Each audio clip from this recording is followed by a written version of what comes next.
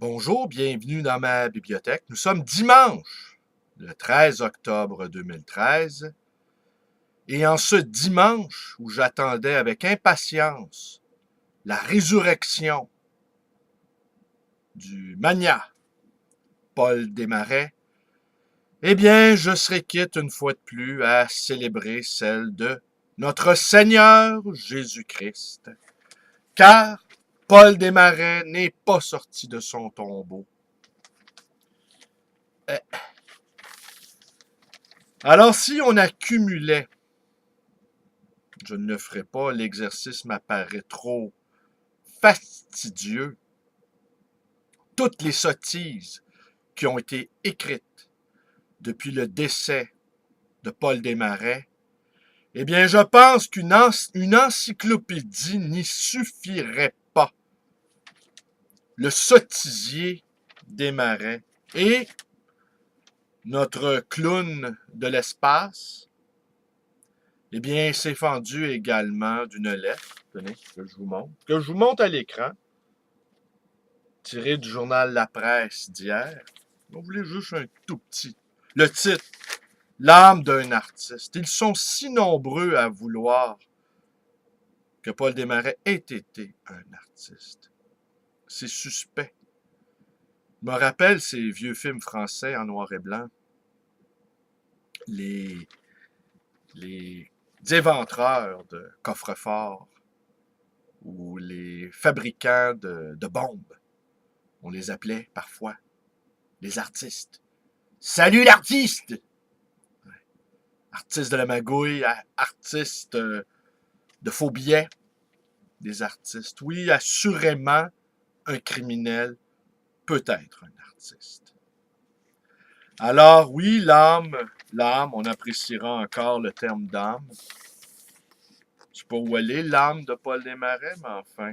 Alors, ce qu'il nous dit ici, je vais vous lire juste les premières lignes, je ne perdrai pas mon temps davantage. Mais c'est vraiment déplorable de les voir tous là, y aller de leurs petits commentaires. Ouais, tiens, je parlais de bandits, justement. Voilà. Oui, vous la reconnaissez, hein? C'est John Lennon. Chaque fois que je fais une vidéo sur un bandit, c'est un grand bandit, hein, Paul Desmarais? Oui, hein, Lennon? Oui, hein? Oui, vous avez entendu, elle a dit oui, c'est un grand bandit. Est-ce que tu l'aimes?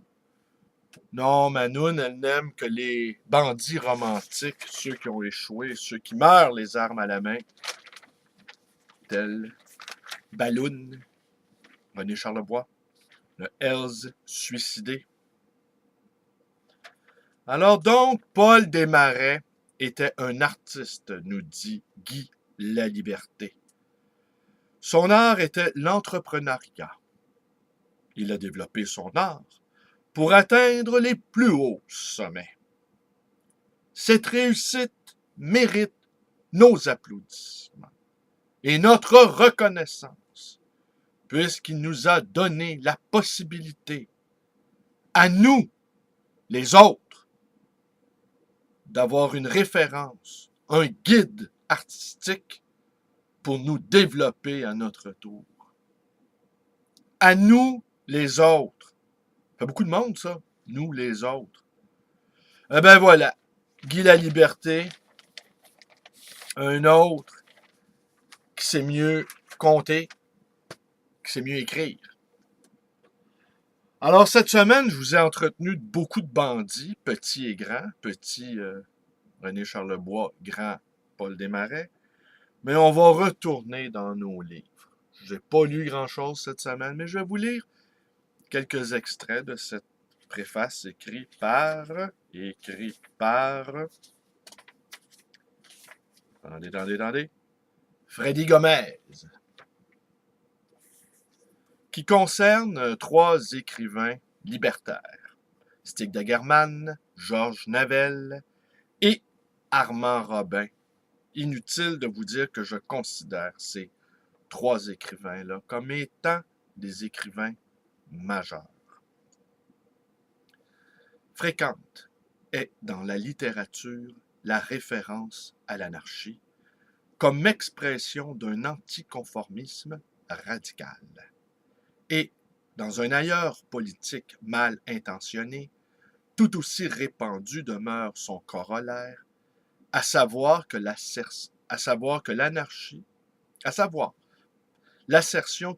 ne serait finalement qu'une esthétique du désastre et de la subversion généralisée.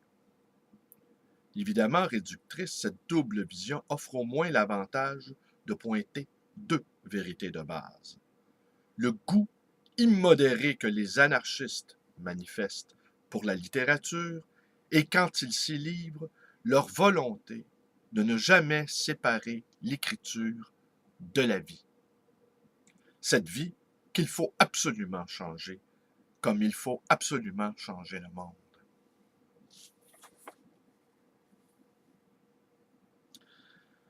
Ce qui les réunit, outre l'extrême sincérité de leur démarche, c'est le rapport personnel, existentiel, presque charnel, que chacun des trois entretint avec l'anarchisme. Attendez.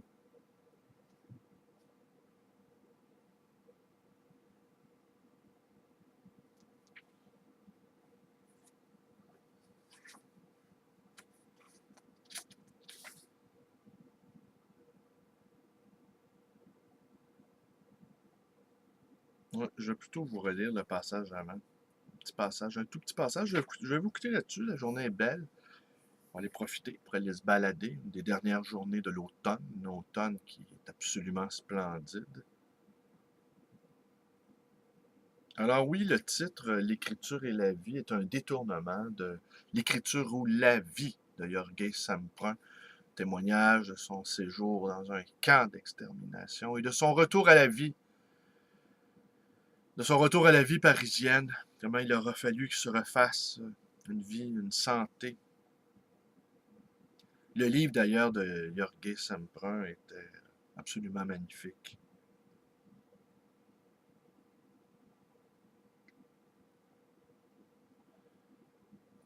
Alors, nos trois auteurs qui font trame de ce livre, tout est dans le « et », l'écriture et la vie. On pourrait même dire l'écriture est la vie, c'est-à-dire dans la permanente jonction entre l'acte de vivre et l'action d'écrire, entre la contingence et la transcendance, entre le je et le nous, entre l'engagement et le dégagement. Comme si pour eux, et chacun à leur manière, éminemment singulière, vivre et écrire procédaient d'une même nécessité vitale, d'une même quête de transformation, d'un même mouvement d'éveil à la conscience.